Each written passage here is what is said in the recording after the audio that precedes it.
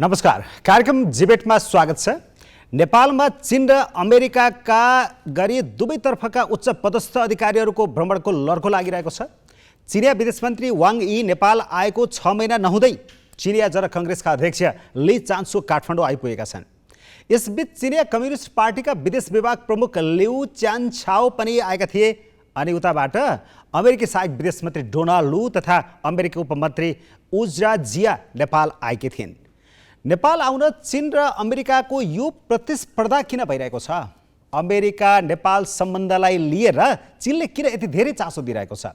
संसारका सबैभन्दा शक्तिशाली तर प्रतिस्पर्धी दुई राष्ट्रको यो हदको चासोले नेपाललाई कस्तो प्रभाव पार्दैछ?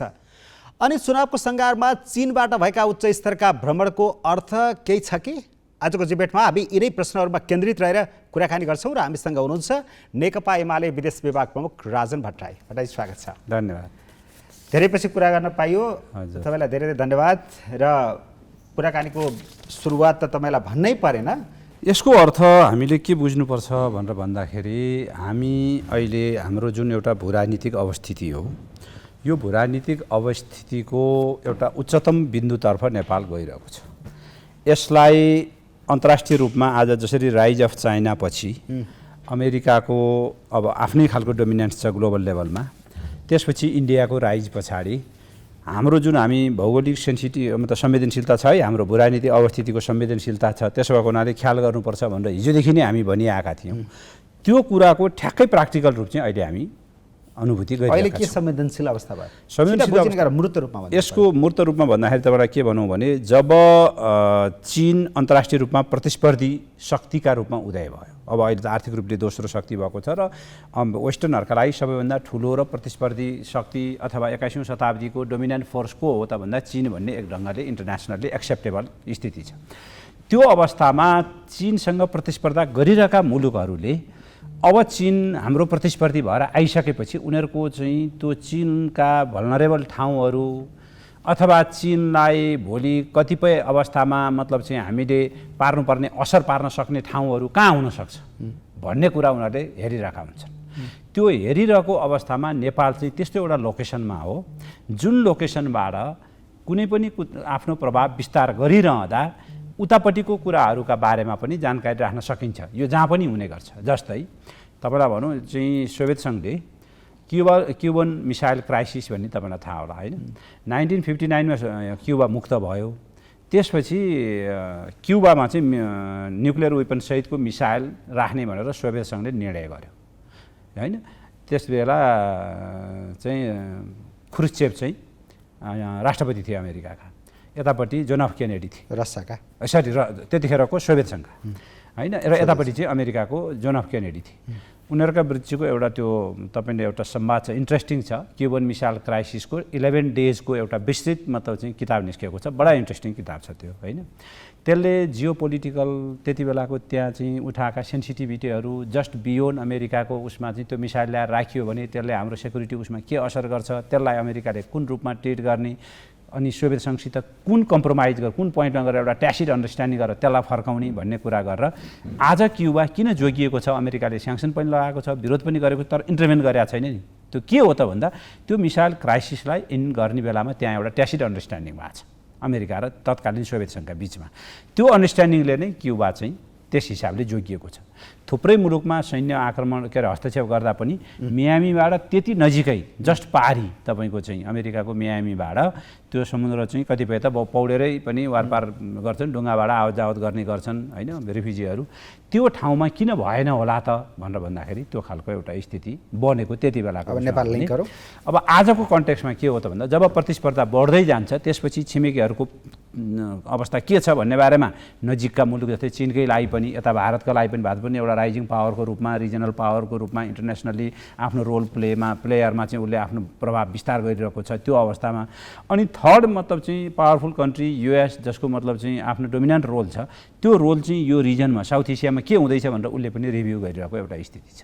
भनेको नेपालमा एमसिसी र एसपिपीको जो कुरा आयो, एमसिसी अगाडि बढ्यो, एसपिपीको कुरा आयो, यसबाट चीन अतालिएको स्थिति आयो अथवा चीन बढी सजग भयो होइन, यसमा दुईटै कुरा छ। निरन्तर ऊ यहाँ आइरहेको छ। त्यो मात्रै होइन, चीन मात्रै आइरहेको छैन नि, अमेरिका त यहाँ त अमेरिका पनि कन्टिन्यू आइरहेको छ। तपाईँले सुरुमा आफैले पनि भन्नुभयो। त्यसपछि भारतीयहरू आफ्नो प्रभाव घट्छ कि भनेर उनीहरू पनि सचेत बनिरहेका छन्। युरोपियनहरू पनि यो डेमोक्रेटिकल्ली यो मुलुक अगाडि गइरहेको छ, यो त हाम्रो फ्रेन्डली हो, यहाँ चाहिँ हाम्रो प्रभाव पनि रहनुपर्छ भनेर युरोपियनहरू पनि आफ्नो हिसाबले सक्रियताले कम देखिन्छ नि सतहमा चाहिँ। त्यो सतह मात्रै होला होइन, भित्र छ तरिका मतलब चाहिँ आफ्ना तरिका हुन्छ नि त्यसलाई प्रयोग गर्ने। कुन तरिका प्रयोग गर्दा सफल भयो, कुन गर्दा हिजो असफल भयो भन्ने कुराबाट त लेसन लर्न त सबैले गरिरहेको हुन्छन् नि होइन। त्यसो हुँदा त्यो खालको एउटा स्थिति हो। त्यसो भएको हुनाले तपाईँ हामीले के बुझ्नुपर्छ भने यो जियो पोलिटिकल जुन किसिमको कम्पिटिसन देखा परेको छ र यो कता कता कन्फ्रन्टेसनमा जाने हो कि भन्ने पनि डर भइरहेको छ। त्यस कारणले यो कम्पिटिसनलाई हामीले दुईवटा हिसाबले हेर्नु। एउटा, यसले अपर्च्युनिटी पनि लिएर आएको छ भनेर हामीले हाम्रो देश अर्डरमा राख्न सक्यौँ, हाम्रो सिस्टमलाई अर्डरमा मतलब एउटा स्टेबिलिटी सहितको हामी अगाडि हाम्रा राष्ट्रिय मुद्दाहरूलाई केन्द्रभागमा राखेर डिल गर्न सक्यौँ। This is going to be an opportunity जसबाट हामी फड्को मार्न पनि सक्छौँ, किनभने यत्रो चासो बढेको सबैले भनिरहेको कुरा एक्ज्याक्टली सामान्य जनताले पनि बुझिसके। हामी सम्बन्धलाई सन्तुलन राख्यौँ भने हामीलाई मालामाल छ, होइन मालामाल छ, बिगाऱ्यौँ भने चाहिँ गडबड छ। अब सँगसँगै के हो भन्दाखेरि हामी अहिले जसरी चल्न खोजिरहेका छौँ, यो यहाँ यिनीहरू बिचमा भएको कम्पिटिसन के हो यसरी बुझौँ न। यिनीहरूको बिचमा भएको कम्पिटिसन भनेको सिम्पली हाम्रो भूभाग प्रयोग गरेर र उनीहरूका विरुद्धमा जाने कुरा नहोस् भन्ने नै उनीहरूको बटम लाइन हो। अर्थात् नेपालको त्यो चीनको चासो, चीनको भारतको पनि चासो, भारतको चासो, दुईटाको चासो। युएसको चासो के हो त भन्दा अब उसको एउटा सिस्टमको चासो हो। किनभने चिनियाहरूको नजिक नाकै मुनि डेमोक्रेटिक सिस्टम भएको कन्ट्री रहिरहोस् भन्ने एउटा उनीहरूको त्यो रहन्छ। किनभने आजको कम्पिटिसन त उनीहरू त्यसलाई दुईटा पोलको कम्पिटिसन केमा लान खोजिरहेका छन् भने पोलिटिकल सिस्टममा लान खोजिरहेका छन्। तपाईँले अहिले पछिल्ला इन्टरनेसनल रिलेसनका डकुमेन्टहरू पढ्नुभयो अथवा आर्टिकलहरू पढ्नुभयो भने अब अथोरिटारियन भर्सेस तपाईँको चाहिँ डेमोक्रेटिक सिस्टमका बिचको लडाइँ हो भनेर त्यसरी मतलब चाहिँ इन्टरप्रेट गर्न खोजिएको छ, न्यारेसन गर्न खोजिएको छ। वास्तविकता हो कि होइन? वास्तविकता एक हदसम्म हो, तर आज आइडियोलोजिकल बेस डिभिजन छैन ग्लोबल लेभलमा मेरो आफ्नो बुझाइमा। तपाईँको न फरेन पोलिसी आइडियोलोजीबाट गाइड, चिनिया स्वयंको फरेन पोलिसी आइडियोलोजी बेस छैन, उनीहरू नेसनल इन्ट्रेस्ट बेसमा चलिरहेका छन्। आफ्नो नेसनल इन्ट्रेस्ट हुन्छ भने उनीहरू आफ्नो मन नपरेको सिस्टमसित पनि सहकार्य गरिरहेका छन्। उदाहरणको लागि अमेरिका चीनकै उदाहरण गर्नुहोस्, 600 बिलियनभन्दा ठुलो चाहिँ ट्रेड बायोलेटरल लेभलमा चलि पनि रहेको छ। उता अहिले हो कि भरे हो ताइवान वा साउथ चाइना मतलब सीमा चाहिँ यिनीहरूको चाहिँ वार सुरु हुने हो भन्ने मतलब चाहिँ एक खालको संशयको अवस्था पनि उत्पन्न भइरहेको छ। त्यसो हुँदा दुईटैले आफ्नो इन्ट्रेस्ट हेरिरहेका छन्। एकातिर 600 बिलियनको मतलब चाहिँ ट्रेडलाई कमजोर गरौँ, अमेरिकाका मिडल क्लास टाढा हुन्छ, उनीहरूको चाहिँ त्यहाँ इन्फ्लेसन बढ्छ, वस्तुको के अरे अभाव हुन्छ, महँगी बढ्छ, त्यो मिडल क्लासलाई मतलब चाहिँ ठिक ठाउँमा राख्नका लागि अमेरिकन पोलिटिसियनहरू पनि त्यो ट्रेडलाई हटाउन चाहिरहेका छैनन्। अमेरिकन अहिले तपाईँ 2021को डाटा हेर्नुभयो भने पनि चीनको सबैभन्दा लार्जेस्ट इन्भेस्टर मतलब के अरे फर एफडिआई कहाँबाट हो भन्दा अमेरिकाबाटै छ। त्यसमा चीन पनि त्यो एफडिआई घुमाउन चाहिरहेको छैन। अर्को तर चीनका लागि पनि 600 बिलियनको लार्जेस्ट ट्रेडिङ पार्टनर घुमाउनु छैन, अनि फेरि आफ्नो एफडिआईको लार्जेस्ट सोर्स पनि घुमाउनु छैन। त्यो म्युचुअली उनीहरू अन्डरस्ट्यान्डिङमै चलिरहेका छन्। तपाईँले भने जस्तो त्यो दुईटा पोलिटिकल सिस्टमको पनि लडाइँ हो भनिरहँदाखेरि चीनले आफ्नो त्यो सिस्टम अरू देशमा पनि लैजान एक्सप्यान्ड गर्न चाहेको छ। त्यो चाहिँ वेस्टर्न कन्ट्रीहरूको अमेरिकन स्कलरहरूको इन्टरप्रिटेसन हो। तर त्यो इन्टरप्रिटेसन यथार्थमा हो कि होइन भन्ने कुरा चाहिँ एट टु बी सिन। किनभने चीन अहिलेसम्म त कुनै आफूलाई मतलब चाहिँ यो हो भनेर इम्पोज गरिरहेको छैन। उसले त के भनिरहेको छ भने मेरो सिस्टम मेरो चीनका लागि उत्तम छ, मेरो चीन बनाउनका लागि यही सिस्टमबाट हामीले चीन बनायौँ, यो चीन बन्छ, अरूले लिउ नलिउ हामीलाई चासो छैन भनि नै रहेको छौँ अहिलेसम्म। हामी अर्काको आन्तरिक मामलामा अर्को मुलुकको मतलब चाहिँ आइडियोलोजी ट्रान्सफर गर्ने विश्वास गर्दैनौँ भनिरहेको छ। त्यो भनिरहुन्जेली तपाईँले त्यो कुरा तथ्यमा भेट्नुहुन्न। तर इन्टरप्रिटेसन चाहिँ के गरिँदैछ वा प्रोजेक्सन चाहिँ कसरी गर्न खोजिँदैछ भन्दा यो अर्थोरिटारियन भर्सेस डेमोक्रेटिक सिस्टमका बिचको लडाइँ हो। जसरी हिजो अब क्लास अफ सिभिलाइजेसन भनेर एक ढङ्गको मतलब चाहिँ न्यारेटिभ लिएर आइयो, त्यो वास्तवमा कति सही भयो कति असल भयो त्यो हिस्ट्रीले आफैले जज गर्ने कुरा भयो। अर्को चाहिँ अमेरिकाले तिब्बती शरणार्थीहरूलाई उचालेर अथवा यो मुद्दा उचालेर चीनलाई अप्ठ्यारो पार्न खोज्दैछ भन्ने चीनको बुझाइ पनि हो। त्यसका लागि नेपाललाई प्रयोग गरिरहेको छ। नेपाल नजिकको पोइन्ट मानिरहेको छ। नेपालको भूभाग आफ्ना विपक्षमा प्रयोग हुन सक्ने कुराप्रति सजग छन् उनीहरू। यो कुरा हामीले बुझ्नुपर्छ। त्यसभित्र कुन कुन कम्पोनेन्ट के इस्युहरू छन्, कुन कुन कसरी कुन समयमा कसरी आउलान् भन्ने कुरा त अब त्यो तत् समयमा बुझिने कुरा हो। हामीले जेनरल रूपमा तपाईँ जतिको मान्छेले बुझेको मान्छेले आम पब्लिकलाई पनि के देखाइदिनु पर्यो भने यो दुईटा पोइन्ट त मैले कुरा गरेँ। अझ एउटा तपाईँले भन्नुभयो व्यवस्थाकै ट्रान्सफर गर्न चाहेको हो कि भन्ने कुरा, अर्को तिब्बती शरणार्थीको मतलब त्यो बाहेक अरू हेर्ने चिजहरू के के छ? हामीले नजानेको साधन मान्छेले पनि नजानेको भित्री कुरा के छैन? होइन, त्यसभित्रको अरू भित्री कुरा त हेर्नुहोस्। अब बिग पावरहरूको आफ्नो इन्ट्रेस्ट हुन्छ। बिग पावरले जहिले पनि आफ्नो इन्फ्लुएन्स एक्सपान्ड गर्न खोज्छ। त्यो एक्सपान्ड गर्ने क्रममा उसले आफ्नो पक्षधर्ताहरू बढी हुन् भन्ने उसले जहाँ पनि चाहन्छ। त्यो अमेरिकाले पनि चाहन्छ, इन्डियाले पनि चाहन्छ, चाइनाले पनि चाहन्छ। मूल कुरा के हो भन्दा तपाईँ त्योबाट कति आफू प्रभावित हुने भन्ने कुरा, आफ्ना निर्णयहरू गर्ने मामलामा तपाईँ कति स्वतन्त्र हुने भन्ने कुरा चाहिँ तपाईँले निर्णय त्यो हाम्रो कुरा भयो। हाम्रो कुरा त अहिले एकछिनलाई नगरौँ, उनीहरूको चाहना मात्रै बुझ्नु। उनीहरूको चाहना भनेको उनीहरू म्याक्सिमम रूपमा तपाईँ इकोनोमिकल्ली, बायोलेटरल ट्रेडका हिसाबले, पोलिटिकल्ली, सेक्युरिटीको पोइन्ट अफ भ्यूबाट, स्ट्राटेजिक पोइन्ट अफ भ्यूबाट नेचुरल रिसोर्सलाई आफ्नो पहुँचमा पुर्याएर हुन्छ कि कल्चरको विस्तार गरेर हुन्छ कि ल्याङ्ग्वेजको विस्तार। अहिले त तपाईँको चाहिँ वाइडर छ नि यो इन्फ्लुएन्स एक्सपान्ड गर्ने कुरो त। हिजो जस्तो तपाईँले चाहिँ पोलिटिकल मिलिटरी इन्टरभेन्सनका कुरा मात्रै हुन्थ्यो भने आजको युगमा त सफ्ट पावर भनेर भनिन्छ नि, सफ्ट टुल्सहरू जुन चाहिँ हुन्छन् त्यसको युटिलाइजेसनका माध्यमबाट कम्पिटिसन गरिरहेका हुन्छन्। त्यो गर्ने कुरालाई तपाईँले कति हदसम्म जान दिने, कतिसम्म जान नदिने, काउन्टर गर्ने कि नगर्ने, त्यसलाई सामान्य रूपमा लिने कि मतलब चाहिँ त्यसमा सेन्सिटिभ हुने कि त्यो चाहिँ तपाईँले निर्धारण गर्ने कुरा हो। अब यो लिई चान्सु र ओलीजी बीच आज बिहान भेटवार्ता भयो, तपाईँ पनि हुनुहुन्थ्यो, नहुने कुरै भएन, के कुरा भयो त्यहाँ मूलत अब तपाईँलाई टु द पोइन्टमा भन्दाखेरि उयो अब सामान्य डिप्लोमेटिक म्यासेज आदान प्रदान होइन। अब सी जिनपिङले तपाईँलाई म्यासेज पठाउनु भएको छ, ग्रिटिङ म्यासेज पठाउनु भएको छ भनेर उहाँले भन्नुभयो। त्यसै गरी हामी 20th कङ्ग्रेस गर्न गइरहेका छौँ भन्नुभयो। त्यसै गरी अब हामी नेपाललाई उच्च प्राथमिकतामा राखेका छौँ। नेपाल हाम्रो सधैँको राम्रो अल वेदर फ्रेन्डली कन्ट्री हो, हामीसित कुनै समस्या छैनन् र कुनै पनि बेला नेपाललाई अप्ठ्यारो पर्दा चीनले सहयोग गर्छ, तपाईँहरू हामीलाई सम्झिनुहोस् भन्ने कुराहरू भए। त्यसपछि अब त्यसमा दुईवटा कुरा उहाँहरूले हाम्रो समर्थन गर्नुभयो। एउटा हामीले एक चाइना एक चीन नीति लिएकोमा उहाँहरूले प्रशंसा गर्नुभयो, धन्यवाद दिनुभयो। हाम्रो पार्टी सधैँभरि त्यो का लागि अडानमा रहिरहेको छ, त्यसको लागि धन्यवाद छ भन्नुभयो। अर्को BRI जुन हामीले एग्रिमेन्ट गरेका छौँ त्यसमा तपाईँले 2016को भ्रमणमा तपाईँले पनि भूमिका खेल्नुभएको थियो, त्यसका लागि यहाँलाई धन्यवाद भन्दै ती BRI लगायत नेपाल र चीनका बीचमा भएका सन्धि सम्झौताहरू जति पनि छन् तिनीहरूको प्रभावकारी हिसाबले कार्यान्वयन गर्ने कुरामा चीन प्रतिबद्ध छ। तिनीहरूलाई कार्यान्वयन गरेर जानुपर्छ भन्ने कुरामा हामी प्रतिबद्ध छौँ। हाम्रो राष्ट्रपति सीले भ्रमण गर्दा भएका सहमति र तपाईँले चीन भ्रमण गर्दा गरिएका सहमतिहरूलाई कार्यान्वयन गरेर जाने कुराको प्रतिबद्धता उहाँले जनाउनु भयो। हाम्रो तर्फबाट हामी त्यही अब हामीले भन्दै आएको कुरो, हाम्रो भूभाग कुनै पनि छिमेकीका विरुद्ध र चीनका विरुद्ध प्रयोग हुन नदिने हाम्रो प्रतिबद्धता हो। यो प्रतिबद्धता तलमाथि हुँदैन, कुनै पनि हिसाबले हामी त्यो हुन दिँदैनौँ। दोस्रो, तपाईँहरूको एक चीनको नीतिप्रति हाम्रो पूर्ण समर्थन छ। हामी कहीँ कुनै हिसाबले पनि डेभिएट हुने स्थिति हुँदैन, त्यसमा हामीले प्रतिबद्धता जाहेर गऱ्यौँ। तेस्रो, BRI को बारेमा तपाईँहरूले जुन भन्नुभयो हामी पनि त्यही चाहन्छौँ कि सहमति भएका कुराहरू कार्यान्वयनमा लिएर जाउँ भन्ने हाम्रो भनाइ हो। र अब जहाँसम्म तपाईँको नेसनल कङ्ग्रेस हुन गइरहेको छ त्यसको लागि शुभकामना छ। म पार्टीको तर्फबाट शुभकामना व्यक्त गर्न चाहन्छु। मेरो तर्फबाट पनि मेरो पुरानो साथी राष्ट्रपति सी जिनपिङलाई यहाँले ग्रिटिङ सुनाइदिनु होला, त्यसै गरी प्रधानमन्त्री ली खछाङलाई पनि सुनाइदिनु होला भनेर उहाँले भन्नुभयो। यही हिसाबका कुराहरू भए। नेपाल भ्रमणमा लिएको सदिच्छा भनेको वाम एकतामा पनि हो, वाम एकताको प्रयासका लागि पनि हो भनेर बाहिर बुझ्यो। यो विषयमा केही कुरा भयो? यो चाहिँ साङ्केतिक रूपमा कति पनि होइन, कति पनि होइन, कति पनि हुँदैन। नेपालका वामपन्थी आन्दोलनका बारेमा अलिकति डिटेलमा नगइकन साथीहरूको भएको यो टिप्पणी मात्रै ठान्छु म। मिडियाको तर्फबाट बढी टिप्पणी भइरहेछ यो बिचमा, अगाडिदेखि नै, अहिले मात्र होइन। टिप्पणी होइन, प्रश्न र अर्को कुरा, मिडियाले टिप्पणी गर्दैन, मिडियाले प्रश्न गर्ने हो। र नेताहरूले नै के भनिदिनुहुन्छ भने आज एकजना नेताले पनि भनिदिनुहुन्थ्यो प्रचण्डजीसँग पनि एक खालको वाम एकताको सदिच्छाका जस्तो कुराहरू आयो भनेर पनि अर्को नेताले भन्नुहुन्थ्यो। एक शब्द ल मिलेरै जाँदा राम्रो हो, हामी पनि मिलेरै प्रगति गरेका छौँ यति कुरा भन्नुभयो। मसित यहाँ अहिले नोट छ, मैले मेरो मतलब चाहिँ नोट गरेको छु आज बोलेका कुराहरू। एक शब्द पनि नेपालको वामपन्थीहरूको विषयमा उहाँले टिप्पणी गर्नुभएको छैन। उहाँहरूसित हाम्रो क्याटेगोरिकल पटक पटक कुरा भएको छ र उहाँहरूले क्लियरली बुझ्नु भएको छ। कमसेकम नेकपा एमाले भन्ने पार्टी यो आन्दोलन यहाँ इन्डिपेन्डेन्टली उठाएर यहाँ आइपुगेको पार्टी हो। यसले कसैलाई कुनै वामपन्थी मुलुकलाई त्यहाँको आन्दोलनलाई धुरी बनाएर काम गर्दैन। यसले आफ्नो स्वतन्त्र निर्णय गर्छ, परराष्ट्र नीतिका कुरा होस् या आन्तरिक मामलामा होस् भन्ने गरेको छ।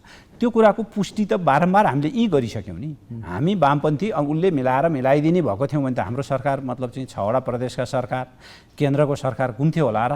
मैले यही भएर मैले अलिकति भन्नु त्यो बेलामा ट्राई त बेसरी गरे। कसरी उनीहरूले के राजनीति त ट्राई गरेर रात खुलेआम ट्राई भेटघाट। अब यहीँ हाम्रो कुरो के छ भने तपाईँलाई म एउटा कुरा भन्छु, जुन जुन मुलुकमा राजदूतहरू अलि बढी मतलब चाहिँ स्ट्राटेजिक र इन्ट्रेस्ट राखेर आएका महत्त्वपूर्ण मुलुकका राजदूतहरू हुन्छ, उनीहरूको दायित्व नै हुन्छ त्यो मुलुकमा जब राजनीतिक अस्थिरता र गन्जागोल हुन्छ उनीहरूको चाहिँ सूचना लिने, त्यो सूचना लिएर उनीहरूले अपडेट गर्नुपर्छ आफ्नो क्यापिटलमा। त्यो उनीहरूको दायित्व हुन्छ, चाहे त्यो वामपन्थीको बिचमा होस्, चाहे अहिलेकै सरकार तलमाथि हुन खोज्यो भने पनि कि उनीहरूले भेटेर गर्छन्, नभए तपाईँलाई विभिन्न माध्यमबाट टेलिफोन गरेर सेकेन्ड र्याङ्कका थर्ड र्याङ्कका नेताहरूसित टेलिफोन गरेर समेत आफ्नो सूचना चाहिँ सम्प्रेषण गर्ने गर्छन्। भनेको नेकपा फुट्नेताका जो चिनिया राजदूतको दौडधुप थियो दिनरात विभिन्न नेताहरूलाई गएर घरमा अरूको पनि थियो, त्यो सामान्य हो, त्यो सामान्य हो, अरूको पनि थियो। तपाईँलाई म भन्छु यति, अरू नेताले अरू के अरे राजदूतहरूले पनि त्यो यहाँ के हुन आँटो, अब यो सरकार जान आँट्या हो कि यो त फुट्दैछ कि यहाँ त्यस्तो खुल्ला दौड देखेन। उनीहरूले गएर सिधै भनेनन् होला होइन, कतिले भेटे होला न, तर गोप्य हिसाबले भेटे होला होइन, तर बाहिर ल्याएनन् होला। उनीहरूलाई अलि पछ्याए, उनीहरू बाहिर गएर पनि मतलब चाहिँ भने होलान्। कुरो त्यो मात्रै हो। सबै मेजर पावरफुल कन्ट्रीहरू जो अलिकति इन्फ्लुएन्सियल छन् ती कन्ट्रीहरूले तपाईँको चासो गम्भीर रूपमा राखेका हुन्छन् र अझ यस्ता मेजर चेन्जेसहरूमा उनीहरू ओहोला के हुन आँटो भनेर उनीहरू बढी सतर्क भएको। त्यो स्वाभाविक हुन्छ, सामान्य हुन्छ, सामान्य हुन्छ। अब खालि कुरो कहाँ मात्रै हो भने तपाईँले कहाँसम्म मतलब चाहिँ उनीहरूलाई इन्टरटेन गर्न दिने नदिने, तपाईँ सूचना लिनै आए, भेट्नै आए, तपाईँले भन्ने कति हो त्यो तपाईँमा भर पर्छ क्या। तपाईँ त्यसमा चाहिँ आफूलाई मतलब चाहिँ ठिक ठाउँमा राखेर चल्नु, भेट दिने कति, तपाईँले दिने कहाँ दिने भेट, तपाईँले कहाँ दिने भेट, कसरी दिने भेट, अनि भेट दिँदा र भन्दा के भन्ने के नभन्ने। अगाडि जाउँ, वाम एकता गराउने बेलामा नेकपा बनाउने बेलामा चिनको सदिच्छा पहिला त प्रष्ट रूपमा देखियो थियो भन्ने त नेताहरूले नि भने। फेरि दुईवटा कुरा भन्छु, त्यो पनि गलत होइन, तपाईँलाई म गलत हो त्यो, तपाईँलाई म दुईवटा कुरा भन्छु हाम्रो सन्दर्भमा। नम्बर 1, चिनियाहरू मैले अघि नै भने आइडियोलोजिकल बेस फरेन पोलिसी उनीहरूले त्यागेका छन्। त्यसो भनेर उनीहरूको पार्टी टु पार्टी सम्बन्ध राख्छन्, त्यो हामीसित मात्रै त्यस्तो होइन। तपाईँलाई फेरि यो पनि मैले भ्रम नरहोस्, उनीहरूको तपाईँले यदि स्टडी गर्नुभयो भने नेकपा एमालेसित जस्तो सम्बन्ध छ तपाईँ चाहिँ इन्डोनेसियाको गोल्खार पार्टीसित पनि हाम्रोभन्दा राम्रो सम्बन्ध छ। तपाईँले थाइल्यान्डको मतलब चाहिँ के अरे त्यहाँका कन्जर्भेटिभ र लिबरल दुइटै नेसनल पार्टी र अर्को के पार्टी छ तिनीहरूसित पनि जानुहोस् तपाईँ। त्यो खालको प्रशिक्षण आदान प्रदान जसरी नेकपासँग भयो थियो त्यस्तै गरेर अरू अन्य देशका पार्टीसँग पनि तपाईँलाई म एकदम प्रश्न भन्छु, उनीहरूले आफ्नो आइडियोलोजिकल कुरा चीन कसरी अगाडि बढ्दैछ, सी जिनपिङको नेतृत्वमा के हुँदैछ भन्ने कुराको सबैसित गर्छन् उनीहरूले त्यो आदान प्रदान। त्यही रेगुलर गरेका कुरा हामीसित पनि गरे हो। हामीसित गर्दा यहाँ ह्याभोक बनाइयो, किन बनाइयो भन्दा त्यो हाम्रो विरोध गर्नु थियो, त्यसलाई विषय बनाएर होइन। तर नेकपाको त विचारधारात्मक सहयोग आदान प्रदान गर्ने भन्ने खालकै सहमति भएको थियो, विचारधारात्मक सहकार्यको कुरा नै थियो। तपाईँलाई म एउटा भन्छु, सोसियल डेमोक्रेटिक पार्टीहरूको सोसियल डेमोक्रेटिक फोरम छ, सोसियल डेमोक्रेटिक इन्टरनेसनल फोरम छ, मतलब चाहिँ युरोपको सोसियल डेमोक्रेटहरूको युरोपियन सोसियल डेमोक्रेट भन्ने छ, इन्टरनेसनल सोसियल डेमोक्रेटहरूको फोरम छ, त्यसको मेम्बर नेपाली कङ्ग्रेस छ।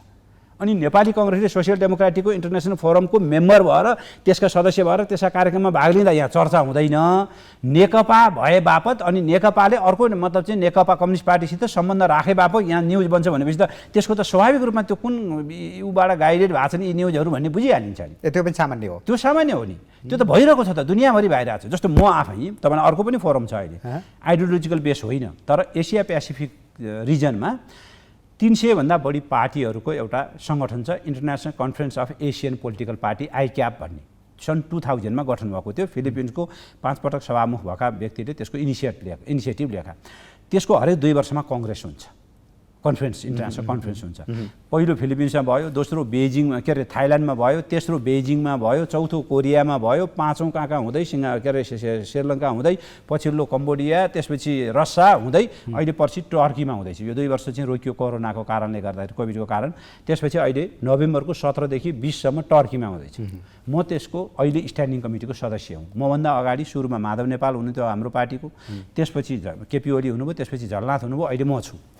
त्यो स्ट्यान्डिङ के अरे कमिटीमा रिगार्डलेस अफ आइडियोलोजी सबै अपोजिसन, रुलिङ र अरू साना पार्टीहरू सदस्य छन्। नेपालबाट फर काइन्ड इन्फर्मेसन कङ्ग्रेस पनि छ, हामी पनि छौँ, माओवादी पनि छ, राप्रपा पनि छ, उपेन्द्र यादवको सब पार्टी पनि सदस्य छ।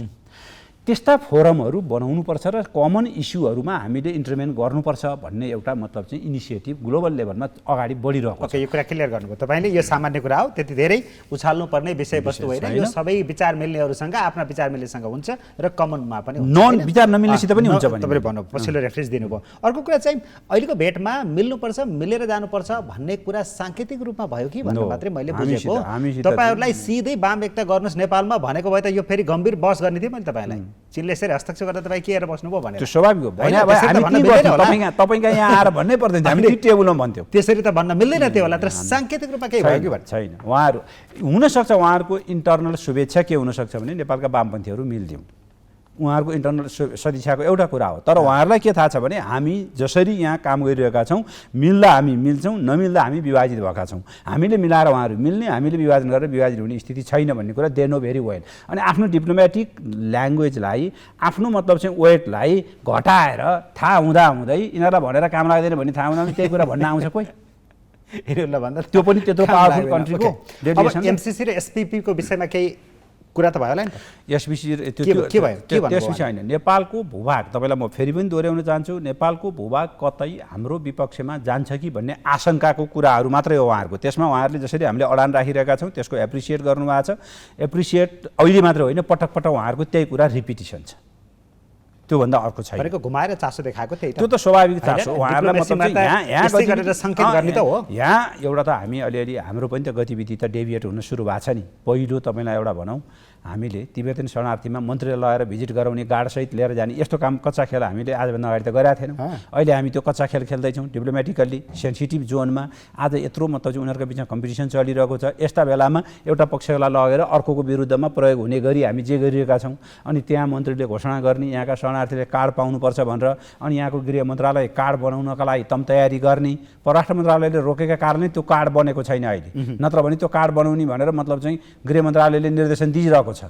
यो खालका गतिविधिमा हामी बढी जति इन्भल्भ हुँदै जान्छौँ त्यति हामीले विश्वसनीयता गुमाउँछौँ, त्योभन्दा बढी चासो उनीहरूको बढ्दै जान्छ। त्यसले प्रश्न पनि उठ्छ, त्यो त शरणार्थीको अधिकारको कुरा हो भन्ने पनि त आउँछ। होइन, सुन्नुहोस्, अधिकारको कुरा पनि के हुन्छ भने अभ्यास तपाईँ कहाँ हुनुहुन्छ भन्ने कुरा तपाईँले खेल्नुपर्छ। आफ्नो नेसनल इन्ट्रेस्टमा तपाईँले कहिल्यै पनि यस्तो दुईवटा जियोग्राफीको बिचमा सेन्सिटिभ भूभागमा बसेर तपाईँ ग्लोबल्ली म चाहिँ अमेरिकाले गर्ने एक्सर्साइज मेरो चाहिँ ह्युमन राइट्सको गर्छु, भारतले गर्न नसकेका एक्सर्साइज म गर्छु भनेर मतलब चाहिँ दाबी गर्न थाल्नु हुँदैन। त्यो मूर्खाइ मात्रै हुन्छ।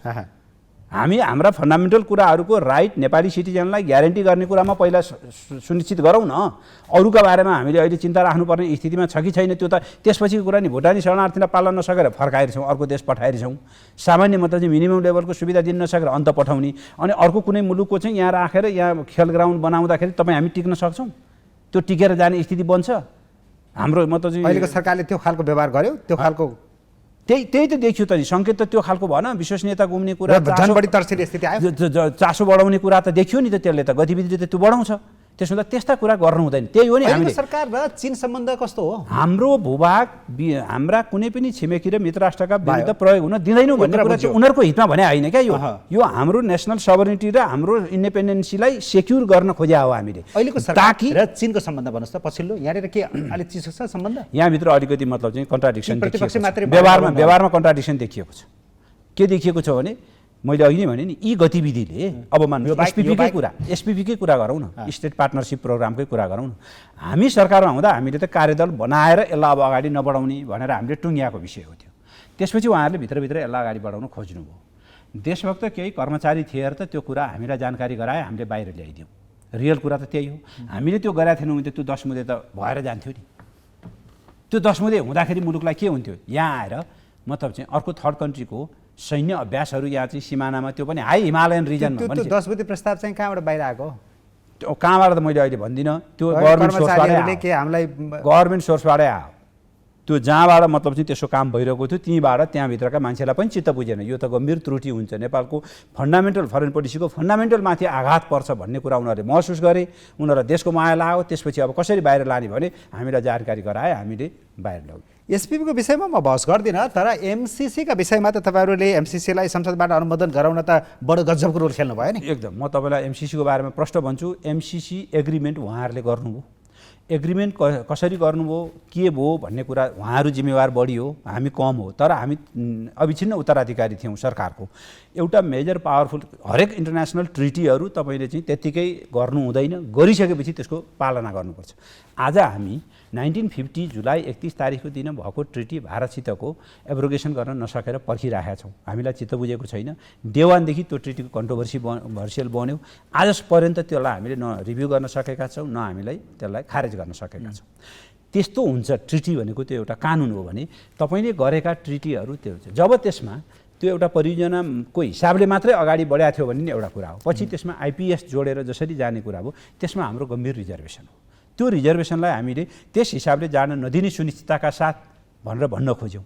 तर गिजोल्ने उहाँहरूले काम गर्नुभयो, बिगार्ने उहाँहरूले काम गर्नुभयो, अनि उहाँहरूले बिगार्ने गिजोल्ने अनि अब आइपिएससँग जोडियो भनेर प्रश्न उठेको पनि तपाईँकै सरकार भएको बेलामा हो। तपाईँकै तर्फबाट पार्टीका नेता परराष्ट्र मन्त्री भएर अमेरिका गएको बेलामै यो प्रश्नहरू उठेको हो। अब त्यो बहसमा पनि म धेरै जान्न, पछाडिको बहसमा। तर तपाईँहरूले त्यो विषयमा तपाईँले प्रदीप गेवालीलाई ल्याएर धेरैचोटि तपाईँहरूका मिडियाहरूले सोधिसक्नु भएको छ, उहाँले स्पष्ट पारिसक्नु भएको छ। मैले त्यसमा धेरै बोल्नै पर्दैन। एमसिसी अनुमोदन गराउन जसरी एमाले रोल खेल्यो, तर त्यसै गरेर बिआरआई अगाडि बढाउन चाहिँ एमाले रोल खेलेन भन्ने चीनको चिन्ता पनि छ अथवा दुःख मनाउ पनि छ अरे भन्ने सुनिन्छ। के रहेछ तपाईँको अघिका प्रश्नभन्दा त जस्ट अपोजिट प्रश्न भयो त यो त झन् होइन, सबै थरीका सोध्छु। ठिकै छ। हामी सुन्नुहोस्, हामी भएका एग्रिमेन्ट हाम्रो नेसनल इन्ट्रेस्टसित जोडिएका र हामीले सहमति गरिएका, हाम्रो नेसनल इन्ट्रेस्टको सर्भ गर्ने हिसाबले जोडिएका सन्धि सम्झौताहरू पालना गरेर अगाडि जानुपर्छ भन्ने मान्यता राख्छौँ, रिगार्डलेस अफ कसले गरौँ भन्ने कुराको हामी हेर्दैनौँ।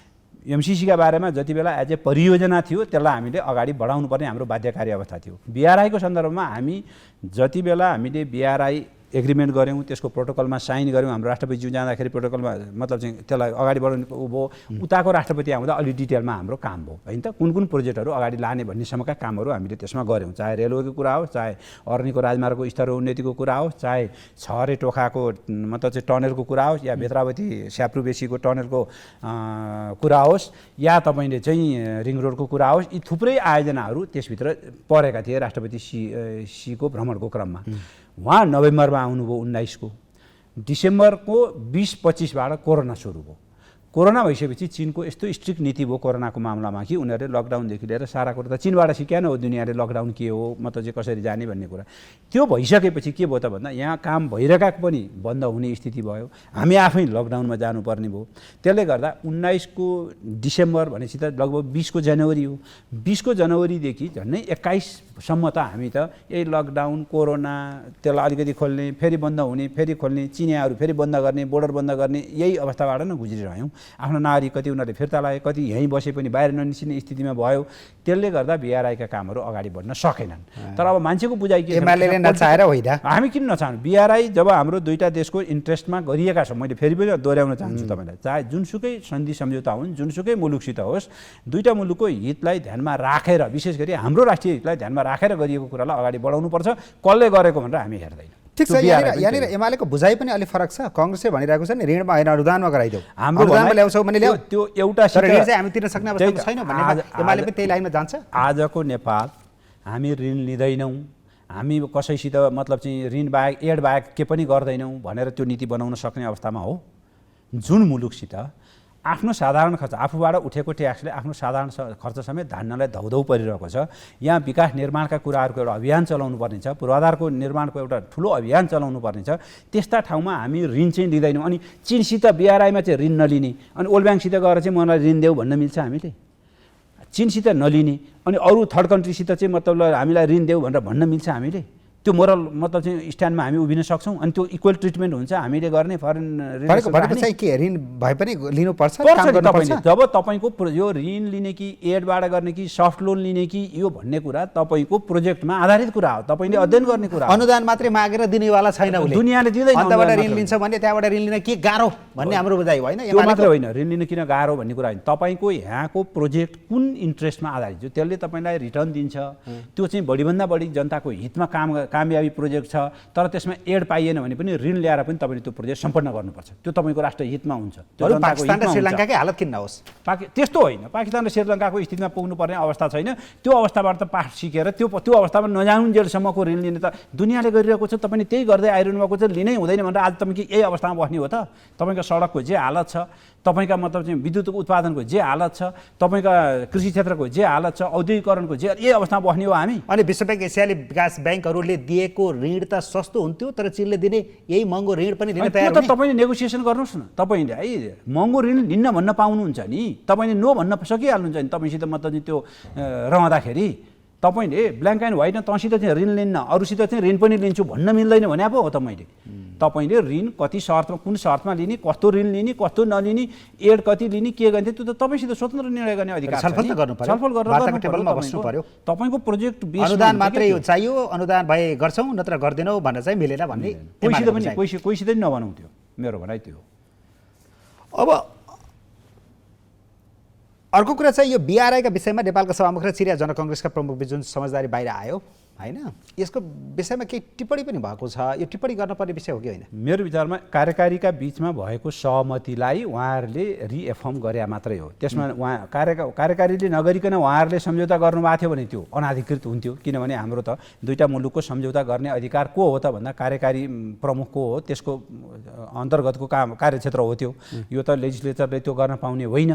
लेजिस्लेचरको दुईटा मुलुकका लेजिस्लेचरका बिचमा सम्बन्ध विस्तार गर्ने भन्न पाइयो, तर कार्यकारीले गरिसकेको एग्रिमेन्टलाई यसलाई कार्यान्वयन गर्नु राम्रो हुन्छ गरौँ भनेर भाषण त गर्न पाइन्छ भने सहमतिमा त्यो बुँदा राख्नलाई त्यसलाई आपत्ति मान्नुपर्ने देख्दिनँ। त्यो ठुलो कुरा होइन, टिप्पणी गर्न लायक विषय होइन।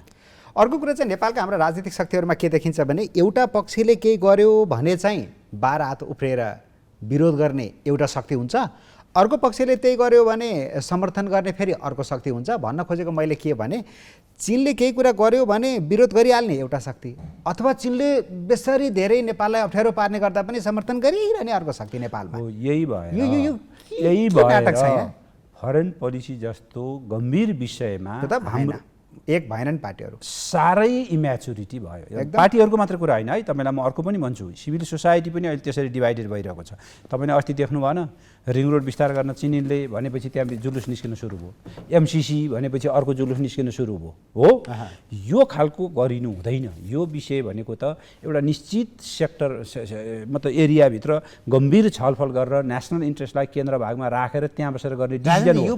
यसलाई पब्लिक, त्यही त म भन्दैछु, यसलाई तपाईँले पब्लिक डोमेनमा लगेर यसमा मतलब चाहिँ तँ के हो ठिक कि बेठिक भन् भनेर मतलब चाहिँ आम नागरिकलाई भन्न थाल्ने अवस्थामा हामी छैनौँ। त्यस्तो गर्नु हुँदैन थियो। जुन कुरा हामीले गऱ्यौँ होइन, हामीले सुन्नु न, यो मामलामा हामी धेरै हिसाबले अब भारतसितको विषयभन्दा बाहेकका अरू मुलुकका बारेमा हाम्रो यस्तो पब्लिक डिबेट र मतलब चाहिँ कन्ट्रोभर्सी हुने स्थिति बनेको थिएन।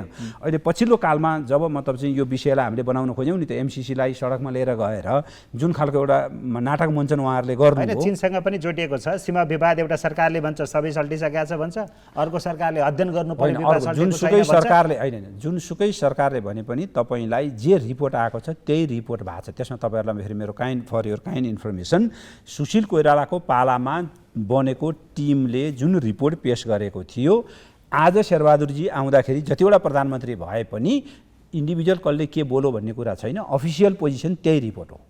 त्यो रिपोर्टमाथि कसैको फरक मत बाहिर अध्ययन गर्न, प्रतिवेदन बनाउन उहाँहरूले देखाएका पनि सबै कुरा गरेको छैन। पोलिटिकल कन्जम्पसनका लागि उहाँले तरसम्म काम त भयो नि त, जसका पनि काम त हुन्छ छैन। पोलिटिकल कन्जम्पसनका लागि गर्नुभयो, तर अन्तिममा त्यही ठिक रहेछ भनेर त निश्चय निकाल्नुभयो नि उहाँहरूले। अहिले निक्लिएको त्यही कुरा। यो परराष्ट्र मामलामा वैदेशिक नीतिहरूमा हामी सधैँ एक ढिक्का छौँ है भन्ने पार्ने दिन आउने कहिले हो?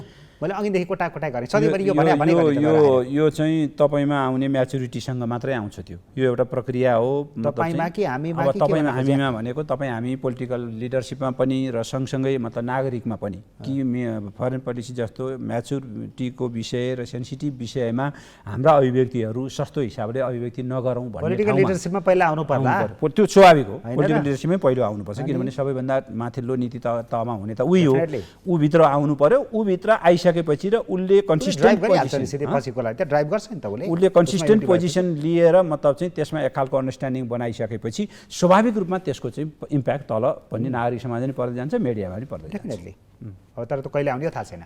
त्यो ल्याउनुपर्छ, उपाय छैन। तपाईँ त्यो नल्याउने हो भने त तपाईँ धेरै अप्ठ्यारोमा जान्छ। चीनले अहिले गरेको यो नाका अवरोधको विषयमा नेपालले गम्भीर रूपमा कुरै नउठाउने आजै हामीले कुराकानी गरेका छौँ। उहाँहरूले दसैँ अगाडि खोल्ने हामीले भनिसकेका छौँ। हामी छिटोभन्दा नेपाललाई परेको यो अप्ठ्यारो तपाईँहरूले पनि बुझिदिनु पऱ्यो कि हामी यति जिरो कोभिड पोलिसी ल्यायौँ हामीले, जसले गर्दाखेरि अरू थुप्रै मुलुकसित पनि हाम्रो यही समस्या भएको छ। देशैभित्र नै हामीले समस्या महसुस गरेका छौँ, तर नेपालको फेस्टिभल सिजन आइरहेको बेलामा यसलाई खोलेर सहज गर्नुपर्छ भन्ने हामीले गरेका छौँ। हामी खोल्छौँ भनेर प्रतिबद्धता जाहेर अहिलेसम्म किन आज नखोल्ने मेरो रहेछ? अध्यक्षले त्यो कुरा उठाउँदाखेरि उनीहरूले त्यही जवाफ दिए। के तपाईँलाई के लाग्छ आजसम्म उनीहरूले किन नखोल्ने? आफूलाई मन लाग्दा होइन, खोल्ने, बिचमा उनीहरूले- आफू आउँदाखेरि देखाउनु पर्यो भने अलिकति ट्रक छिर्न दिने, उनीहरूले बिचमा अघि पछि केही चाहिँ बन्द खोलेका गरेर थिए, बस्ने, केही खोले। यही कुरा के भारतले गरेको भए यहाँ कत्रो तमासा हुन्थ्यो? स्वाभाविक हो, होइन, स्वाभाविक हो। नाकाबन्दी यो- लगायो, भारतले बर्बाद पार्यो भन्ने यो हुन्थ्यो। यो यो चिनको यो खालको पोलिसीले परेको असरका बारेमा हामीले हाम्रो असर परेको कुरा स्पष्टसित उनीहरूलाई राख्नुपर्छ।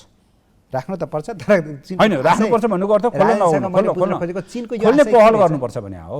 चिन किन यसो गरिरहेछ त्यहाँ? होइन, चिनले यहाँ मात्रै गरेन, उसले चाहिँ सबैसित गर्यो। अँ। बुझ्नु भएन? सबै नाकाहरू उसको कडाइ छ, सबै नाकाहरू कडाइ गरेर अरू देशमा त व्यापार चलिरहेछ, अरू देशमा व्यापार चलिरहेछ। होइन, अब उनीहरूले आफ्नो पोलिसी लिने कुरा भयो। जस्तो अहिले यहाँ कि हाम्रो यो सानो मार्केट छ, खासै अर्थ छैन, व्यापार हुँदैन।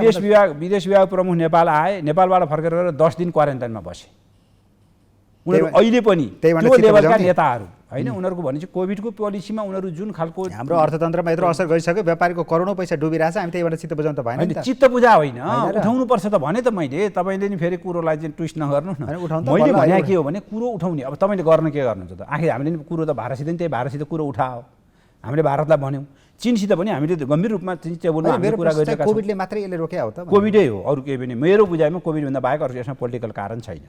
किनभने हामीसित मात्रै गरे भए अरू पनि कारण छ कि भन्नुहुन्थ्यो। उनीहरूले सबैसित त्यो नीति अँगालेका छन्। फ्लाइट अहिलेसम्म चलेको छैन, अरूको त किन तपाईँले नाकाको मात्रै कुरा गर्नु? तर भूकम्पपछि नै समस्या छ। आज हेर्नुहोस् त, ग्लोबल्ली तपाईँ टिकट पाउनका लागि अस्ट्रेलियाबाट मेरो एकजना साथी चाहिँ काठमाडौँ नोभेम्बरमा आउँछु भनेको आउन नसकेर श्रीलङ्का हुँदै आउँदैछ।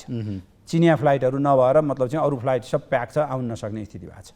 त्यसमा उनीहरूले सिङ्गो फ्लाइटै मतलब चाहिँ रोकिरहेछन्, हामीसित मात्र होइन फेरि ग्लोबल्ली। अनि त्यो कुरा त अब हामीले यो गरिरहेछौँ भनेपछि अब हाम्रा लागि चाहिँ विशेष गरिदेऊ भन्न कोसिस गर्ने हो। हाम्रो अर्थतन्त्र बिग्रियो, तिमीहरूसित डिपेन्डेन्ट अर्थतन्त्र पनि छ भनेर भन्ने हो। तर अब हामीलाई मात्रै गरेपछि पोलिटिकल्ली हामीलाई यसो गरौँ कि भन्न पाइन्थ्यो। उनीहरूको आफ्नै पनि इकोनोमीलाई मतलब चाहिँ इकोनोमिक कस्टलाई बेहोरेर उनीहरूले गरिरहेको कुरामा अब कसरी बुझ्ने यसलाई, त्यही हिसाबले। अब म अलिकति घरेलु राजनीतिमा आउँ। चुनाव आएको छ, तपाईँ नेता पनि हो एमालेको, अब चुनावमा लड्ने पनि होला, सिफारिसमा पनि पर्नु भएको छ। अब चुनाव काठमाडौँबाटै लड्ने हो? काठमाडौँबाटै होला। अब साथीहरूले काठमाडौँबाटै लड भनेर सिफारिस गरेको छ। गगनजीसँगै प्रतिस्पर्धा हो फेरि पनि? अब अघिल्लो पाला उहाँ र म प्रतिस्पर्धा गरे हो, एकपटक फेरि गर्नुपर्छ भन्ने लागेको छ। अब त्यहाँका साथीहरूको रिक्वेस्ट छ मलाई। अनि जित्छु जस्तो लागेको छ? अनि जित्न त म जित्छु। अघिल्लो पाला पनि समानुपातिकमा म पहिलो हो। अघिल्लो पालाको इन्ट्रेस्टिङ छ तपाईँलाई हाम्रो रिजल्ट। होइन त्यो नगरौँ, प्रतिस्पर्धामा त तपाईँ हार्नुभयो नि त सिधा त। होइन, त्यही त म त्यो अलिकति त सुन्नु पऱ्यो नि त। तपाईँले हार जित कसरी भएछ भन्ने पनि त सुन्ने होला नि त। खालि मतलब जित यसैको त हार जितको कुरा हो। हामी समानुपातिकमा सूर्य पहिलो भयो, दोस्रो रुख भयो, तेस्रो तराजु भयो विवेकशील साझा। उसले 7,000 भोट ल्यायो समानुपातिकमा, तर उम्मेदवारले 3,000 भोट ल्याइन्। सामान्यतया समानुपातिकभन्दा बढी भोट ल्याइन्छ। मैले 15,000 चान्चुन ल्याएको थिएँ समानुपातिकमा, 18,000 चान्चुन ल्याएँ तपाईँको चाहिँ प्रत्यक्षतर्फ। गगनजीले 15,000 चान्चुन ल्याउनु भयो समानुपातिकमा, 21,000 चान्चुन ल्याउनु भयो प्रत्यक्षतर्फ। तर तराजुको भोट चाहिँ के भयो भन्दाखेरि 7,000 समानुपातिक, 3,000 तपाईँको चाहिँ उम्मेदवारको भोट आयो। यस्ता खेलहरू विभिन्न बेलामा भएका छन्। चुनावी यी खालका हत्कण्डाहरू प्रयोग हुन्छन्। अब बमका तमाम कुराहरू भए, त्यस्ता स्टन्टहरूका कारणले हुने एउटा कुरा हो। मैले यो किन भने भन्दा मेरो सङ्गठन के अरे 4 नम्बर क्षेत्रमा नेकपा एमालेको सङ्गठनात्मक स्थिति बलियो छ। हाम्रो आधार बलियो हो। हामीले अगाडि चुनाव जितिरहेका पनि हौँ, पछिल्ला केही चुनाव हामी हारेका छौँ। त्यो अवस्थालाई सुदृढ गर्दै हामी अगाडि बढेका छौँ। हामी निर्वाचनको तर सक्रियताका हिसाबले त तपाईँ एकदम गुमनाम जस्तो देखिनुहुन्छ। गगनजीको बडो हाइफाई चलिरहेको छ, उहाँको एउटा दलिलो टिमसँगै बनाएर लिएर हिँड्नु भएको छ, ठुलो एक्सर्साइज गर्नुभएको छ। तपाईँहरूका बाढी डुबानदेखि लिएर उहाँले पत्रकार सम्मेलन भइरहनु भएको छ। तपाईँहरूको मिडियामा उहाँ सधैँ छाइरहनुहुन्छ, किनभने उहाँ अब सेलिब्रिटी पनि बनाइएको मान्छे हो। तपाईँ फिल्डमा गएर जनतालाई सोध्नुहोस् होइन, जनताले आफ्नो अभिमत दिनेछन्, दि पनि रहेका छन्। के भइरहेको छ भन्ने तपाईँले सामान्य सर्वे गर्नुभयो भने पनि अहिले पनि पाउनुहुन्छ। उहाँले 14 वर्ष समानुपातिक सहित 14-15 वर्ष त्यो ठाउँको प्रतिनिधित्व गर्नुभयो। आज त्यहाँ जे अवस्था सामान्यभन्दा सामान्य समस्याको त्यहाँ सम्बोधन नभएर जे खालको मतलब चाहिँ प्रतिक्रिया आइरहेको छ, त्यसो भएर मैले धेरै टिप्पणी तपाईँको यो यहाँ आएर नगरौँ। किन नगर्ने? अब चुनावको मुखमा नगर्ने? चुनाव म फिल्ममै गरौँला नि भन्नु भयो। फिल्ममा त गर्नु होला, मिडियामा पनि गर्नु पर्ला। त्यसो भएको हुनाले जनताका आधारभूत कुरासित जोडिँदाखेरि मजाले भन्न सक्छु। त्यहाँका जनताका आधारभूत समस्याहरू, काठमाडौँको त्यति नजिक रहेका जनताको खानेपानीको समस्या सोध्नुहोस्, बाटोको समस्या सोध्नु, सामान्य बाटो आवत जावत गर्ने। म 5 वर्ष अगाडि के अरे 7 वर्ष अगाडि त्यो ठाउँमा जाँदाखेरि, 8 वर्ष अगाडि त्यो ठाउँमा जाँदाखेरिको जुन बेहाल अवस्था देखेँ, अनि अहिले पनि तपाईँ बर्खा आएपछि अलिकति पानी पर्ने बित्तिकै बाढी आएर कहाँनेरि बगाउने हो, कसका घर पस्ने हो, को डुबान पर्ने हो, आतङ्क। महाकालीमा आएको बाढीको आतङ्क कम होला कञ्चनपुरमा, तर काठमाडौँको मतलब चाहिँ उत्तरी क्षेत्रको त्यो माथि शिवपुरीबाट आउने पानीको बाढीको आतङ्क त्यहाँका जनताले मतलब चाहिँ भोग्नु परिरहेको छ। ती सामान्य कुराहरू पनि सम्बोधन 15 वर्षसम्म नहुँदाखेरि त्यहाँका जनताको मत तपाईँले गएर बुझ्न सक्नुहुन्छ। तर उहाँ त चिन्तित हुनुहुन्छ अब यो बाढीलाई कसरी दीर्घकालीन रूपमा समाधान चिन्तित गर्ने हुनुहुन्थ्यो। भनेर। चुनाव आयो, अब 2 महिना बाँकी छ, उहाँ संसद रहने 7 दिन बाँकी छ, त्यतिखेर आएर उहाँ चिन्तित हुन सम्झिनुभयो उहाँले। 14 वर्ष 15 वर्षमा मैले त अहिले त्यो क्षेत्रमा म 4 वर्ष 5 वर्षदेखि त्यो क्षेत्रमा खानेपानीका लागि नेपाल अधिराज्यको कुनै नगरपालिकामा भन्दा बढी बजेट ल्याएर मेलम्ची रिङ रोडभित्र मात्रै हुन्छ भन्दाखेरि मैले पहिलोपटक रिङ रोड बाहिर लानुपर्छ भनेर नीतिगत निर्णयमाथि फेरेर तपाईँको क्याबिनेटबाट फेर्न लगाएर त्यहाँ अहिले 5.5 अरबको बजेट मेलम्चीको पाइप बिछ्याउनका लागि मात्रै हामीले चाहिँ लगाएर धमाधम पाइप बिछ्याउने काम भइरहेको छ। कहाँ बिछाइँदैछ? बुढा नीलकण्ठ नगरपालिकाको वडा नम्बर 8, 9, 10, 11, 12, 13 को केही भाग, त्यसपछि तपाईँको चाहिँ काठमाडौँ महानगरपालिकाको वडा नम्बर 7 को रिङ रोड बाहिरको भाग, त्यसपछि अब मेरो चुनाव क्षेत्रभन्दा बाहेकको 3, 4 मा पनि त्यो बिछाइँदैछ। त्यो तपाईँका कारणले? मैले मेरो पहलमा भएको हो त्यो। म दाबीका साथ पाइप चाहिँ जाने भयो, पानी नआए नि? पानी त अब मेलम्चीको पानी आउँदा आउने हो। मेलम्ची त अब हामी सबैको भन्दा बियोन उसमा गएको छ। मेलम्ची जब सुरुङबाट पानी आउन थाल्छ त्यहाँ पनि पानी आउने। त्यो बाहेक तपाईँ किन गुमनाम हुनुहुन्छ? म अरू गुमनामै छैन। त्यहाँको बाटो, त्यहाँको करिडोरको बाटो 56-57 सालबाट सुरु भएको। साथीहरू त्यहाँको सांसद भए विगत 14-15 वर्ष, तर त्यहाँ कहिल्यै बजेट पुरा भएन। जब म मतलब चाहिँ त्यहाँको चाहिँ प्रतिनिधित्व गर्न थालेँ त्यसपछि त्यो करिडोरको बाटो अहिले हामीले सम्पन्न गऱ्यौँ। ढोबीखोला करिडोर तपाईँ आज बुढा नीलकण्ठबाट सिंहदरबार 20 मिनटभन्दा कममा पुग्नुहुन्छ। ट्राफिक जाम बेगर त्यहाँका जनतालाई गएर सोध्नुहोस् त्यो कुरा। पहिला माओवादीसँगको तालमेलमा चुनाव लड्नु भएको थियो होइन? माओवादीसित तालमेल थियो र पनि हारियो। अहिले त गगनजी त्यहीँबाट तपाईँको प्रतिस्पर्धा उठ्नुभयो भने गठबन्धनका तर्फबाट उठ्नुहुन्छ। ठिक छ, उहाँको पहिला एक्लै त जित्दिनु भयो, अब गठबन्धनका तर्फबाट देशैभरिको अवस्था त्यही हो नि। 4 नम्बरको मात्रै अवस्थै होइन, गठबन्धन र हाम्रो पार्टी एक्लै जानेका बीचको प्रतिस्पर्धा हो।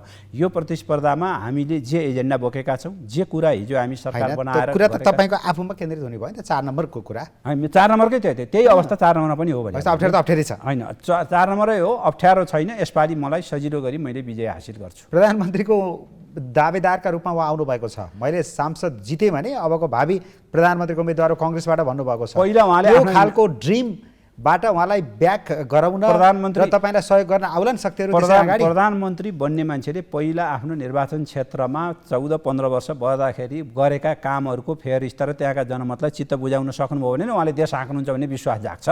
त्यही कुरा त्यही ठाउँमा विश्वास दिलाउन सकिएको छैन भने देशमा प्रधानमन्त्री मात्रै बन्छु भनेर मतलब चाहिँ नारा र मतलब चाहिँ स्लोगन मात्रै दिएर होला र आफ्नो निर्वाचन क्षेत्रमा केही गर्न नसक्ने देश सुधार्छु भनेर कसले बताउने भन्ने हो? पत्याउँदैनन् मान्छेले, पत्याउँदैनन्। यथार्थ कुरा त्यही हो। भनेको उहाँको के सपना हो त त्यस्तो अहिले प्रधानमन्त्री बन्छु भन्दै हिँड्नु भएको होला? उहाँका सपना, मान्छेले बोल्न त सबैलाई छुट हुन्छ, मान्छेले आफ्नो कुरा राख्न सबैलाई छुट हुन्छ नि। डेमोक्रेसी हामीले ल्याएकै त्यसैको लागि त हो नि। कङ्ग्रेसमा त कम्तीमा त्यो खालको युवा नेताले म भोलि बिहानको प्रधानमन्त्रीको उम्मेदवार हो, मेरो पार्टीबाट मैले जितेँ भनेर भन्ने आँट गर्यो। एमालेमा राजन भट्टराईले किन भन्दैन? एमालेमा पनि त्यो आवश्यकता पर्दाखेरि भन्ने 101 नेताहरू अझै परेन, आवश्यकता छैन। अहिले हामी केपी ओलीकै नेतृत्वमा जाने हौँ। केपी ओली पहिलोपटक प्रधानमन्त्री भएको हो, 5 वर्ष सम्पन्न गर्न नपाएको स्थिति हो। अहिले पनि भएका नेताहरूमा केपी ओली सबैभन्दा लोकप्रिय नेता हो। केपी ओलीलाई एक टर्म उहाँले जिम्मेवारी लिएर मुलुकको विकास निर्माणको जुन सपना उहाँले विगतमा बाँड्नु भएको छ, आशा जुन जगाउनु भएको छ निराशाको बीचको, त्यो आशा जगाउने र सपना बाँडेको कुराको कार्यान्वयन गरेर देखाउने अवसर दिनुपर्छ भन्ने हाम्रो पार्टीको ठहर हो। त्यस आधारमा हामी जाने। तपाईले यो भनिरहँदाखेरि पार्टीलाई नै क्षति पुग्ने त होइन, कता यो पुराना नेताहरूलाई काँध बोकेर हिँड्दाखेरि तपाईहरु जस्ता युवा नेताहरूले अहिले पनि आजको बेलासम्म पनि यो मुलुकमा कुनै पार्टीप्रति आकर्षण छ भने पहिलो नेकपा एमाले प्रति नै छ। हाम्रो पार्टीमा प्रवेशको हामीलाई भ्याइ पार्टीको कमेन्ट गरेँ म पहिला पार्टीकै कुरा गरेँ। त्यही नेतालाई हेरेर नि त्यही पार्टीको नेता फलानु छ भनेर आएका होला नि त मान्छेहरू। त्यहाँ अर्को कुनै नेता बन्दैछ भनेर आता होइनन्। आजको नेता केपी ओली हो। अझ हामीले त अस्ति केन्द्रीय कमिटीबाट निर्णय गरिसकेका छौँ, हामी केपी ओलीकै नेतृत्वमा जाँदैछौँ भनेर भनिसकेका छौँ। भनिसक्दा पनि हामीसित जुन आकर्षण रहेको छ त्यस कारणले। दोस्रो, केपी ओली जहाँ जानुहुन्छ जुन किसिमको मतलब चाहिँ उहाँप्रतिको जनमतको आकर्षण देखिएको छ त्यतिको आकर्षण अरू कुनै नेताहरूमा देखिएको छैन। इभन युवा भनिएकै नेता तर राजनीति तपाईँले यो भनिरहँदाखेरि म सिरियसली के उठाउन चाहन्छु भने आम स्तरबाट अहिले नो नट अगेन पुराना नेताहरूलाई अहिले हटाइदेऊ, हुँदैन भनिदेऊ, यिनीहरूलाई भोट नदेऊ, 2 पटक सांसद भएका या 2 पटक मन्त्री भएका मान्छेहरूलाई अब बिदा गरौँ। नयाँ मान्छेहरू आउँछन्, बाबा पार्टीमा छन्, एक पार्टीमा 1 से 1 नेताहरू युवा नेताहरू छन्, तिनीहरूलाई देऊ भन्ने यो आम बुझाइ अथवा यो जनताको यो यो कुरा यतिकै आएको त होइन होला नि त। आम बुझाइ होइन, आम बुझाइ होइन। जनताले के हेरिरहेका छन् भने ठिकै हो, बेठिक गर्ने नेताहरूलाई किन 2 पटक, 1 पटक पनि दिनु हुँदैन। काम गर्न नसक्ने नेताहरूलाई 1 पटक टेस्ट गरेपछि फेल गरौँ, त्यो जनताको त्यो भनाइसित हामी सम्मान गर्छौँ। यो भनिरहँदा दृष्टान्त देख्नु भएको छ नि, म आउँदैछु, स्वतन्त्रहरू कसरी जिते, म आउँदैछु, कुनै जनाधार आउँदैछु तपाईँलाई। स्वतन्त्र दलका प्रतिनिधिलाई कसरी हराइदिए? स्वतन्त्रहरू यसभन्दा अगाडि पनि जितेका थिएन समयमा, होइन? हाम्रो अकलबहादुर लामाले हुम्लाबाट जित्नु भएको थियो, त्यसै गरी डोल्पाबाट पनि पहिला एकचोटि जित्नु भएको थियो। कहिलेकाहीँ यस्तो स्थिति देखा पर्छ, तर सधैँभरि हामी त बहुदलीय व्यवस्थामा छौँ। दल बेगरको संविधान हामी कल्पना गर्न सक्दैनौँ, दल बेगरको व्यवस्था, दल बेगरका निर्णय हामी कल्पनै गर्न सक्दैनौँ नि बहुदलीय प्रतिस्पर्धात्मक बहुदलीय व्यवस्थामा। त्यस हुनाले पहिलो त फन्डामेन्टल कुरा यो जनताले बुझेको कुरा हो, जनताले बुझेका छन्, दललाई नै खोजिरहेका छन्, तर दलले सारै हेपे, जनताले के अरे दलले सारै हेपेर आफूलाई मन नपरेका मान्छेलाई उम्मेदवारको रूपमा अगाडि सारिदिए भने स्वतन्त्रले यसरी जित्दो रहेछन् भन्ने देखाइदिए त। हामीले चाहिँ यहाँ हाल्दिन्छौँ भोट भनेर देखाइदिए नि त। कहिलेकाहीँ आकल झुकल त्यस्तो स्थिति देखा पर्छ। तपाईँलाई मैले भने कहिलेकाहीँ आकल झुकल अन्त पनि बुझ्नुपर्ने हो, अन्त पनि भएको छ। 300 400 वर्ष 500 वर्षको 800 वर्षको डेमोक्रेटिक इतिहास बोकेका मुलुकहरूमा पनि दलहरू अनपपुलर हुँदै जाँदा कतिपय बेलामा वैकल्पिक दल पनि आउने, त्यस्तो पनि नहुँदा कहीँ इन्डिभिजुअली जित्ने कामहरू हुन्छ। यो डेमोक्रेसीको ब्युटी भन्नुहोस्, वैकल्पिक दल आयो भने त त्यो कुरै भएन, डेमोक्रेसीको एनोमालिज भन्नुहोस्, यो हुन्छ। हामीले पनि यहाँ के भने दलको विकल्प दल नै हो भनेरै जानुपर्छ पहिलो, त्यो उसको हामीसित विकल्पै छैन। हामी स्वतन्त्रले सधैँभरि भर्ती गर्न पनि नसक्ने होला। अब मान्नुहोस् दलको विकल्प कहिलेकाहीँ कुनै ठाउँका जनताले यो त हामीलाई अति भयो, यो उम्मेदवार हामीलाई मन परेन, यी दुइटै सबै दलले गलत उम्मेदवार दिए भनेर वैकल्पिक खोजे भने पनि त्यसलाई एकदमै अन्यथा मानेर ह्याभोक जस्तो एकदम धेरै भयो भनेर पनि ठान्नु हुँदैन। तर त्यो त नठानौला, अहिलेको स्थितिमा त नठानौला, तर सङ्घको चुनावमा, प्रदेशको चुनावमा यसै गरेर दलप्रति जनताले वितृष्णा पोखे र आफ्नो असन्तुष्टि मतपेटिका मार्फत अन्त्यतिर पोखिदिए भने त दललाई नै घाटा पुग्ने हो नि। जस्तो अस्ति इन्द्र जात्रामा हेर्नु त, इन्द्र जात्रामा राष्ट्रपति प्रधानमन्त्री भएको ठाउँमा जनताको आकर्षण कता छ? बालेनतर्फ छ। अरू पुराना नेताहरू राष्ट्रपति प्रधानमन्त्रीको स्थिति त्यो छ, हाई अर्कोले पाएको छ। यो भनेको यतिकै इजिली पनि नलिउँ न, यो त सङ्केत रूपमा देशैभरि सकिने कुरा हो। सुन्नुहोस्, इजिली लिनु पनि हुँदैन, तर यही सबै हो भन्नु पनि हुँदैन। यही सबै हो, सबै धारणा यही हो, यसैले सबै पार लगाइदिन्छ भन्ने ठाउँमा पुग्नु हुँदैन भन्ने मात्रै मेरो भनाइ हो। चुनौती दलहरूमाथि थपिया होला, दलहरूले त्यसमा गम्भीर हुनुपर्छ, म त्यसमा सहमत छु, होइन? दलहरूले विवादित भएका, पुराना भएका, जनताले नरुचाएका उम्मेदवार नल्याउनु भन्नका लागि यो एउटा राम्रो लेसन हो। उनीहरूले नयाँ अनुहार पनि दिउन्, यङहरूलाई पनि इन्करेज गरून्, प्रमोट गरून् भन्नका लागि लेसनको रूपमा लिने कुरा एउटा हो।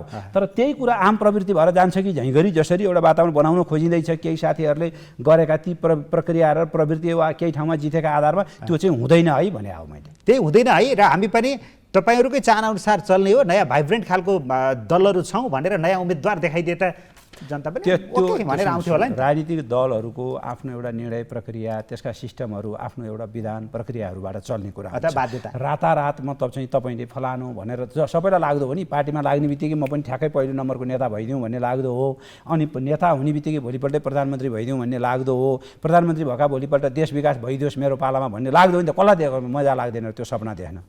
सपना देखेर मात्रै भएन नि, त्यसलाई व्यावहारिक रूपमा कार्यान्वयन गरेर जानका लागि आकाङ्क्षीका कुरा गरेको होइन, होइन मेरो त्यो निर्णय नै पनि त्यो स्टेपबाटै गर्ने निर्णय हुन्छ नि त। तपाईँले महाधिवेशन हुन्छ, 5 वर्षमा महाधिवेशन गर्नुहुन्छ, तपाईँले नेताहरू त्यसको एउटा 5 वर्षका लागि निर्वाचित गर्नुहुन्छ, अर्को बाटोबाट तपाईँले गर्न सक्नुहुन्न। त्यसो भएको हुनाले ती बाटोबाट जानका लागि गरिने कुरा त ख्याल गर्नु पर्यो नि। हस्, धन्यवाद। हस्, सक्यो। हस्।